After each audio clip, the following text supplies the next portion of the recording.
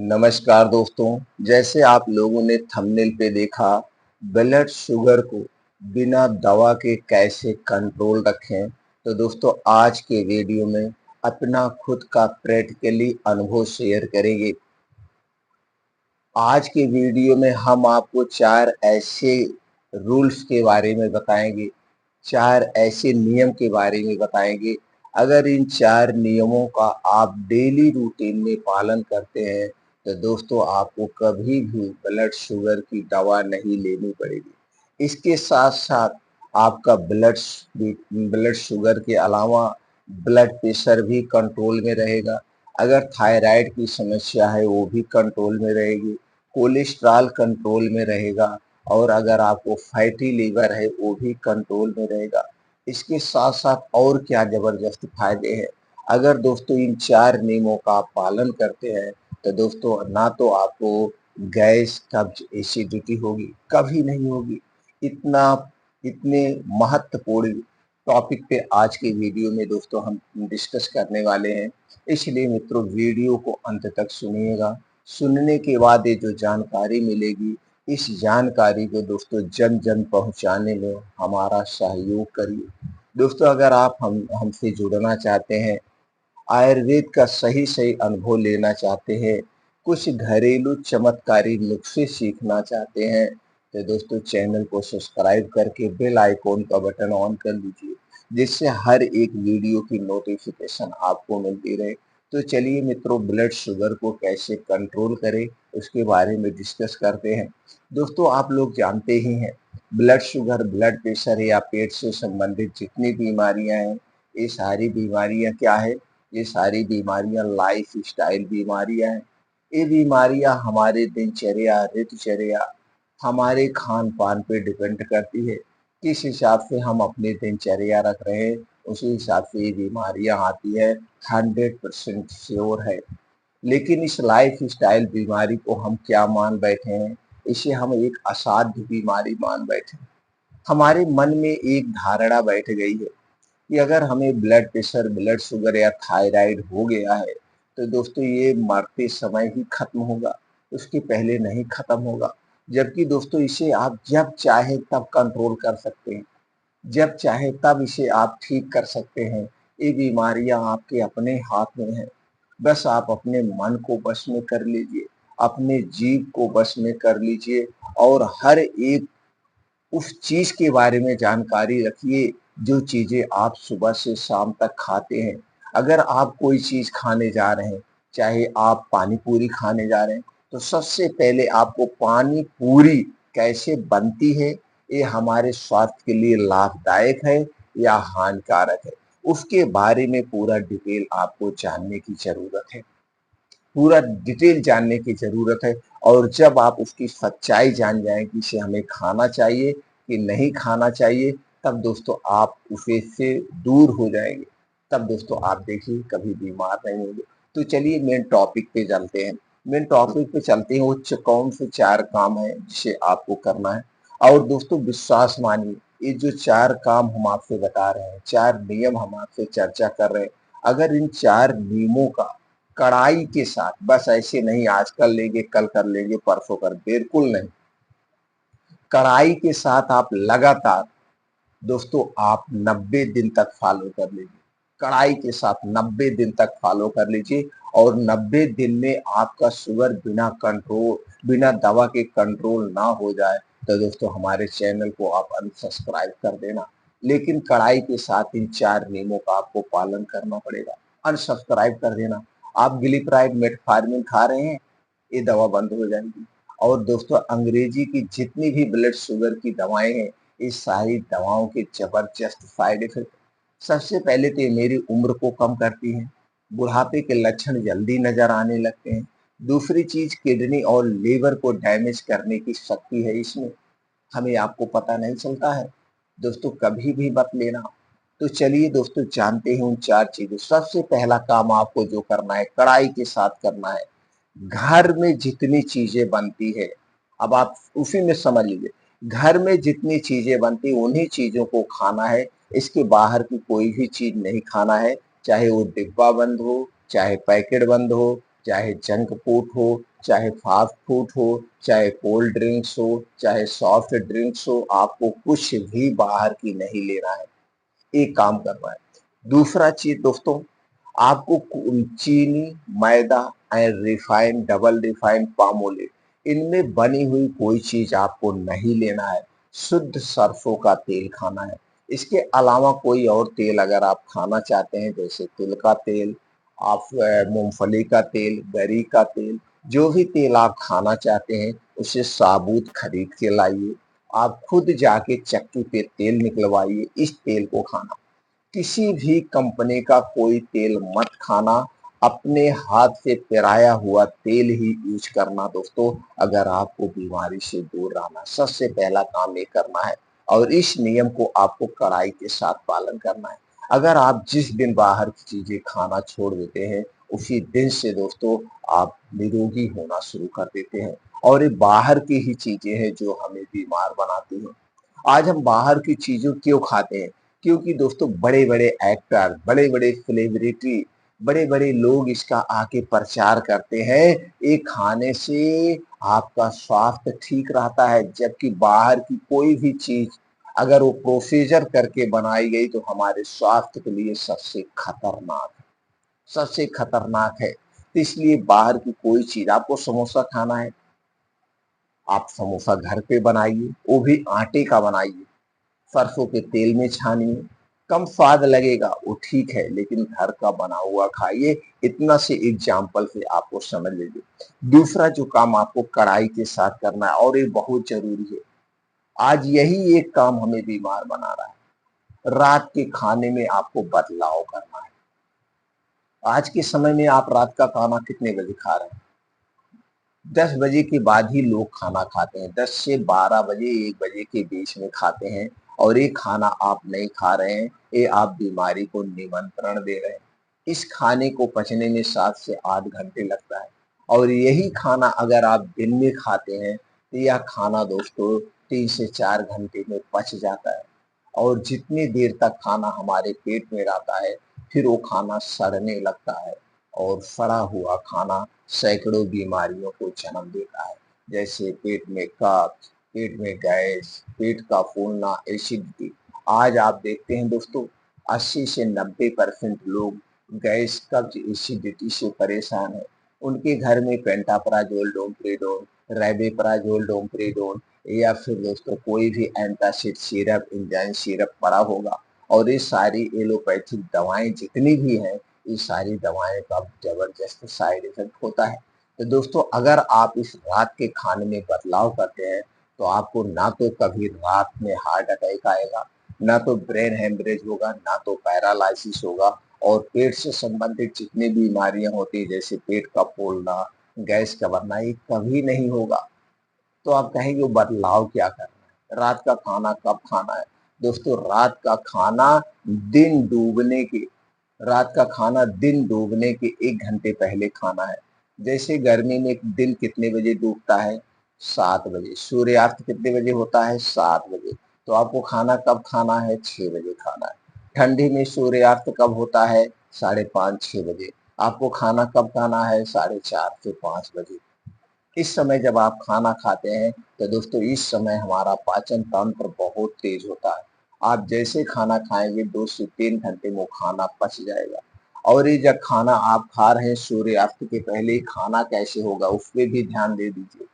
यह खाना एकदम हल्का सुपाच्य होगा। 1 से 2 रोटी होगी, 1 से 2 कटोरी सब्जी होगी, इसके अलावा कुछ नहीं खाना है। यह खाना सिर्फ हमें भूख मिटाने के लिए खाना है और आधे पेट खाना खाना है। सिर्फ भूख मिट जाए बस इतना भर खाना खाना है।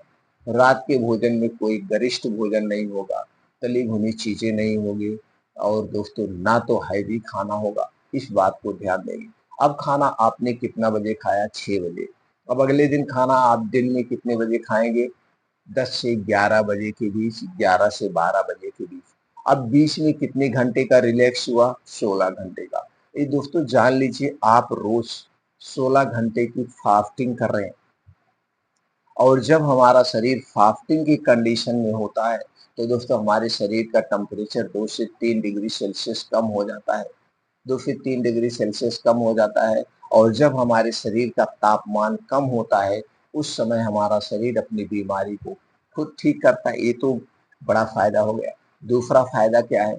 दोस्तों जब हमारा शरीर उपवास में होता है, कुछ खाते-पीते नहीं, पेट एकदम खाली रहता है, किडनी खाली रहती है, तो जो पेट है, ये जो आंतें हैं, ये जो लीवर है, किडनियाँ हैं, अंदर के जितने ऑर्गन हैं, ये सब दोस्तों अपने आप की साफ-सफाई कर लेते हैं। ये सब अपने आप को क्लीन कर लेते हैं। इसे छोटे से एग्जाम्पल से समझते हैं। जैसे दोस्तों रोड की सफाई करना होगा, तो क्या रोड की सफाई गाड़ी चलते हुए की जा सकती है? बिल्कुल नहीं। दोनों तरफ से गाड़ियों को रोकना पड़ेगा, तभी आप रोड की सफाई कर सकते हैं। उसी तरह से जब आप खाना बंद करते हैं, उपवास के कंडीशन में होते हैं, तब आपका शरीर अपने आप साफ-सफाई करता है। अब 16 घंटे का रिलैक्स मिल रहा है, आपकी लाइफ बढ़ जाएगी, हर एक बीमारी से दूर हो जाएँगे और जो आपका ब्लड शुगर बढ़ा हुआ है, कंट्रोल होना शुरू हो जाएगा। एक काम आपको ज़रूर करना है, रात का खाना किसी भी कीमत पर कुछ भी हो जाए, चाहे दोस्त आवें, चाहे रिश्तेदार आएँ, चाहे शादी आए, कहीं पे भी आप जा रहे हैं, उसे मैनेज करना ये आपका काम है। दिन डूबने के 1 घंटे पहले आपको खाना खाना है, दूसरा सबसे बड़ा काम है। पहला काम आपने क्या किया, बाहर की कोई चीज़ नहीं लेना है, सारी चीज़ें घर की खाना है।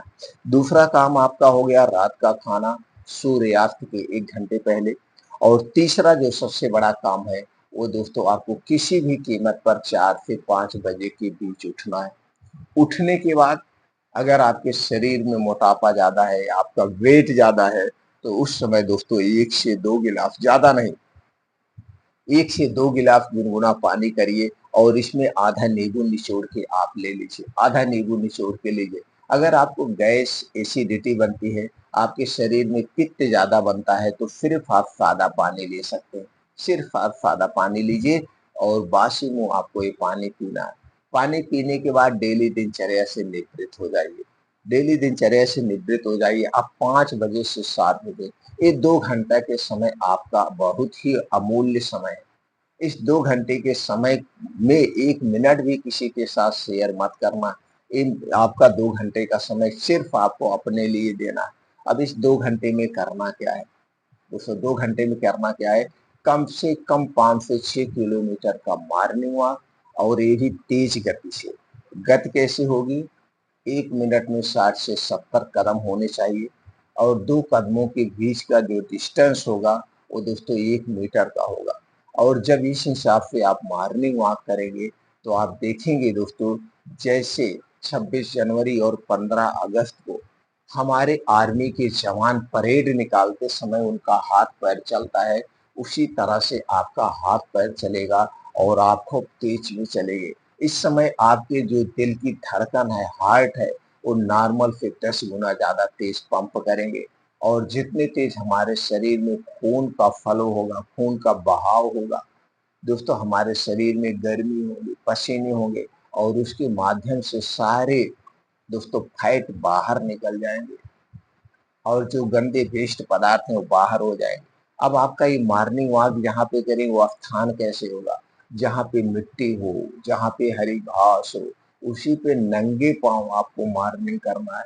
जब आप दोस्तों नंगे पाँव मॉर्निंग वॉक करते हैं तो छोटे-छोटे कंकड़, ऊबड़-खाबड़ मिट्टी पे आपके पैर पड़ते हैं, तो दोस्तों जिससे एक्यूप्रेशर का काम होता है और जब वो उसकी बूँदें आपके पैर में लगती है, तो दोस्तों इससे आँखों की रोशनी तेज़ होती है। अब इस मॉर्निंग वॉक के साथ आपके साथ ना तो यार होंगे, ना तो दोस्त होंगे डिस्टर्ब करने के लिए और ना तो मोबाइल फ़ोन्स होगा। अपने आप में दोस्तों खो जाइए और ये मैं डेली करता हूँ। दूसरा उसके पहले क्या था, उसके बाद क्या करना है, वहीं बैठ के खुले आसमान के नीचे, घर पे नहीं आना है। सूर्य की रोशनी के सामने और सूर्य की रोशनी के भी ज़बरदस्त फ़ायदे हैं। विटामिन डी पाया जाता है जो कि आपके शरीर की हड्डियों को मजबूत बनाता है। वहीं बैठ के 2 योगा करना है। पहला योगा है अनुलोम-विलोम, इसे आपको आधे घंटे डेली करना है। दूसरा है कपालभाति, इसे आपको दोस्तों 15 से 20 मिनट, अनुलोम-विलोम आधा घंटा, कपालभाति 15 से 20 मिनट, इस 2 योगा को आपको रोज़ करना है। अगर आप इस 2 योगा के बारे में नहीं जान रहे हैं, तो दोस्तों यूट्यूब पे 2 योगा के बारे में आप देख लीजिए। किसी को भी अपना गुरु मान के इस 2 योगा को उसी ढंग से करना है। अब ये 2 योगा जब आपको कंप्लीट हो जाए, आपकी शारीरिक क्षमता के अनुसार कुछ और योगा कर सकते हैं, जैसे शीर्षासन, वज्रासन, दंड बैठक, सपाट मारिए, बीम चुनिए, जैसी आपकी शरीर की क्षमता है उस हिसाब से करिए। और लास्ट में 15 से 20 मिनट का ध्यान करना है, मेडिटेशन। मेडिटेशन बहुत ज़रूरी है दोस्तों। मेडिटेशन करने से हमारा आत्मबल बढ़ता है, हमारा दिमाग तेज होता है। और दोस्तों हम चिंता, डिप्रेशन से दूर होते हैं। इतना अगर आप रोज कर रहे हैं तो दोस्तों हर एक बीमारी से आप दूर रहेंगे। 3 बड़ा काम आपने देखा, बाहर की कोई चीज़ नहीं ले रहा है, सूर्यास्त के पहले खाना है और दोस्तों 5 से 7 बजे आपको 5 से 7 बजे 5 बजे से 7 बजे 2 घंटे का समय योगा, प्राणायाम, मेडिटेशन के लिए देना है। अब चौथा सबसे बड़ा काम करना है, क्या करना है? दोस्तों अब तक जो चीज़ें आप खा चुके हैं, भूलवश, गलतीवश उसे सुधारने के लिए क्या करना है? आपको अपनी आंतों की साफ-सफाई करना। अब तक जो बिस्किट, तली-भुनी चीज़ें खाए हैं, ये कहाँ गया है? ये आपके पेट में गया है और इससे खाने से आपके आंतें गंदी हो चुकी है, आंतें दूषित हो चुकी है, आंतों में कचरे जम चुके हैं और इस आंतों की साफ-सफाई करना है। इसको साफ-सफाई कैसे करेंगे? दोस्तों इसको साफ-सफाई करने के लिए आपको पानी का एनीमा लेना है। पानी का एनीमा एकदम सेफ है, ये नेचुरल तरीका है, इसका कोई साइड इफ़ेक्ट नहीं। और किस पानी का एनीमा? यही जो पानी आप पीते हैं, एकदम साफ पानी होना चाहिए। और पानी एनीमा का सेट आता है, आप मार्केट से सेट खरीद लीजिए। दोस्तों जो आपके निजी प्रैक्टिशनर हैं या जो आपको कोई फैमिली डॉक्टर, उनके पास जाइए, सर हमें पानी का एनीमा लेना है 21 दिन तक। हालाँकि उनको हो सकता है ना जानकारी हो इसके क्या फ़ायदे हैं, तो आपको कहेंगे यार कोई फ़ायदा नहीं। उनसे कहिए नहीं सर हमें 21 दिन तक लेना है, आप एक दिन हमें बता दीजिए पानी का एनीमा कैसे लिया जाता है। तो दोस्तों आपको लगा के दिखा देंगे, उसके बाद रोज़ सुबह आपको अपने घर पे अपने आप दोस्तों बाथरूम में जाके वो पानी का एनीमा लेना है। कितने दिन तक लेना है? लगातार 21 दिन तक। लगातार 21 दिन तक, इसके बाद आपको नहीं लेना है। 21 दिन तक पानी का एनीमा लेना है, 21 दिन के बाद हफ्ते में 1 बार, फिर दोस्तों महीने में 2 बार और फिर महीने में 1 बार करके ऐसे खत्म कर देना है। कितने दिन तक? 3 स्टेप लेना है। 21 दिन, फिर 21 दिन, फिर 21 दिन करके इस तरह से 3 बार आपको लेना है। तो जो आपके आंतों में कचड़े हैं, वो सारे कचड़े निकल के साफ हो जाएँगे। दोस्तों जिस दिन आप पानी का एनीमा लेना और उसके बाद जब आप जाएँगे फ्रेश होने तो आप देखेंगे जितने कि एकदम गंदा पानी निकलेगा, जो लैट्रिन होगी एकदम कचड़े से निकलेगी। तो जो आंतों में कचड़े जम चुके हैं, वो सारे कचड़े साफ हो जाएँगे। टेंशन मत लीजिए दोस्तों, इसकी आदत नहीं पड़ती है क्योंकि यह नेचुरल तरीका है। इसमें कोई दवाओं का प्रयोग नहीं किया है और यह सिर्फ़ वही पानी है, सिर्फ़ हम पानी जैसे पीते हैं, उसी तरह से पानी का एनीमा ले रहे हैं। ये पानी आंतों में जाता है और जो कचड़े होते हैं, उस कचड़े को निकाल के फिर बाहर कर देता है। साफ हो जाता है बाथरूम जब आप जाते हैं और कोई इसका काम नहीं है और एकदम सेफ नेचुरल तरीका। अगर ये चारों काम आप कर रहे हैं तो दोस्तों आपको कभी ब्लड शुगर की दवा नहीं लेना होगा, ब्लड प्रेशर की दवा नहीं लेना होगा, यहाँ तक कि ये हार्ट ब्लॉकेज को भी कंट्रोल करेगा। पेट में गैस, कब्ज, एसिडिटी कभी नहीं होगी, ये 100% एकदम श्योर प्योर है दोस्तों। फिर मिलते हैं अगले वीडियो में ऐसी और महत्वपूर्ण जानकारी के साथ।